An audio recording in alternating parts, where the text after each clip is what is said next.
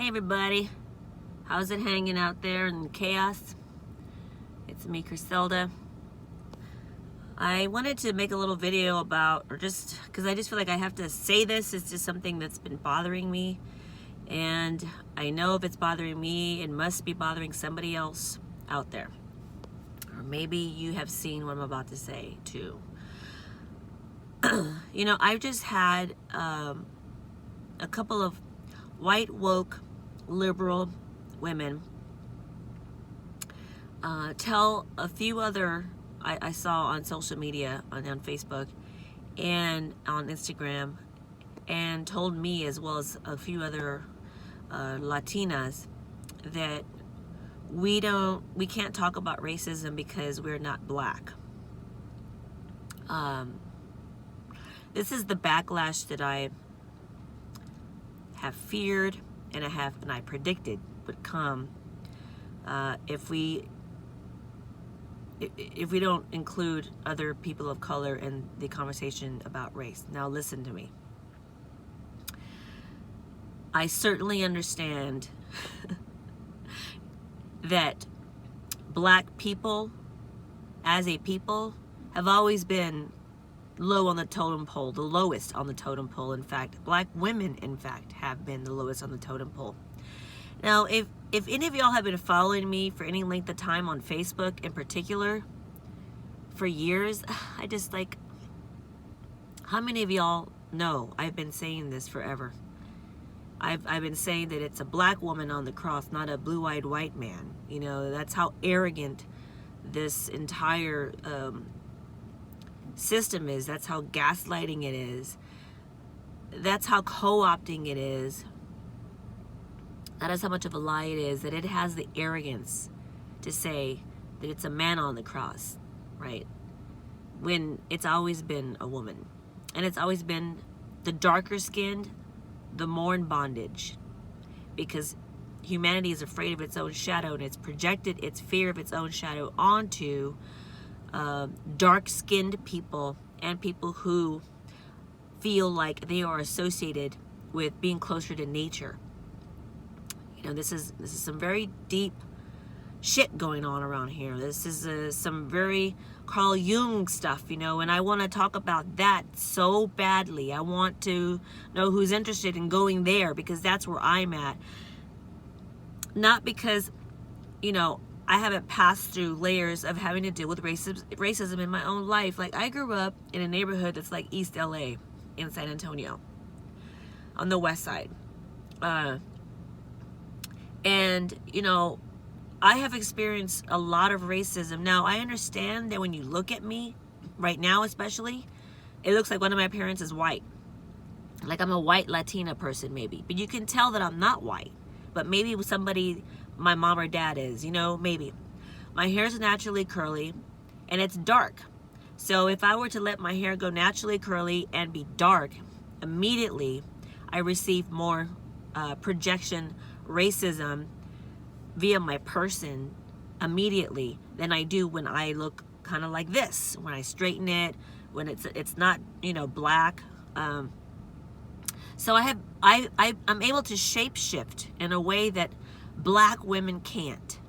And I do understand that that in of itself is a privilege too, to be able to shapeshift into these spaces. I can look super hyper ethnic, which is what I am, or I can do this and then people are not quite sure.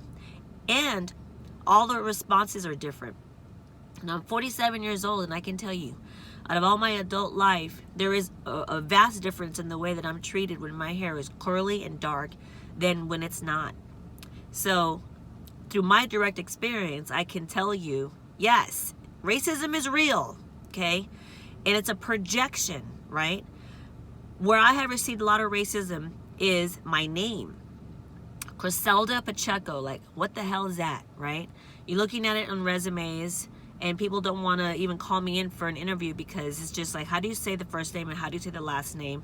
And this has been affirmed for me many, many times, you know. So, you know, when you talk about white terrorism or, you know, hegemony, you're talking about not just the hoarding of wealth, but the hoarding of opportunity to create more wealth. And that is also another evil of systematic racism, okay? And I certainly have experienced that in my life. And what else that I don't fucking appreciate is that it's these white woke women who are so afraid of being called racist that they are being racist. If that's you and you're listening to this and you sort of position yourself as a woke white woman, you don't have the right to run around and tell other people of color that they don't have a right to talk about racism because you want to get invited to the barbecue, because you are wanting to show that you're an ally to black people by throwing other people of color under the bus. You're toxic. You're the problem. And you know what? Your anti-racism is performative. It's not rooted in the ground. You just don't want to be seen as those Trumpsters. That's what you're doing, really. It's not even sincere. It's very performative. And I can see right through it. And if I can see right through it, I know other people can too. So, you know, another example of this abuse, this narcissistic abuse is what it is if you look at the nuclear family, you know, and this is true, people understand how these dynamics of narcissism play out and scapegoatism in the family. There's always a designated scapegoat in the family. And if the narcissistic parent has the golden child versus the scapegoated child, right? They play these two children against each other. This is very classic textbook narcissistic parent behavior. And if you're looking at what these white woke women are doing when they tell someone like me who's Mexican American that I don't have a right to talk about racism because I'm not black, understand that they are doing the same thing. They are pitting minority up against minority, and they are going to stand with the minority that's trending right now because they're woke. So this is still not about being anti-racist. This is still not about doing the right thing. This is still centering themselves. This is still narcissism.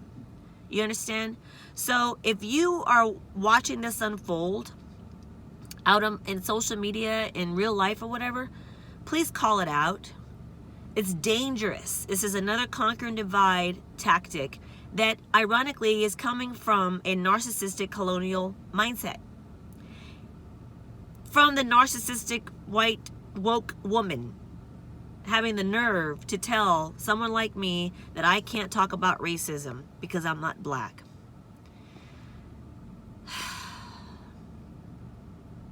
I think that anti-racist trainers and teachers who are black women, those are the women that you should go to and you should hire to talk about this stuff if you're interested in unpacking, you know, your own anti-blackness for sure. But women like me have experienced racism my whole life. And so this is an interesting thing that's forming. It's like a racial purgatory. And it is an unnecessary and unfortunate backlash, you know, to not understanding that, you know, racism has impacted other people of color too. Although black folks are certainly the ones who have paid for it the most in a lot of ways, they are not the only ones. Okay? And I really was hesitant in making this video because I don't want to deal with any dumb shit. But I really saw those comments and then someone told me that, and I can't take it anymore. This is dumb. Alright? Alright, guys. Thanks a lot for letting me rant. And I hope everybody's hanging in there. Okay, bye.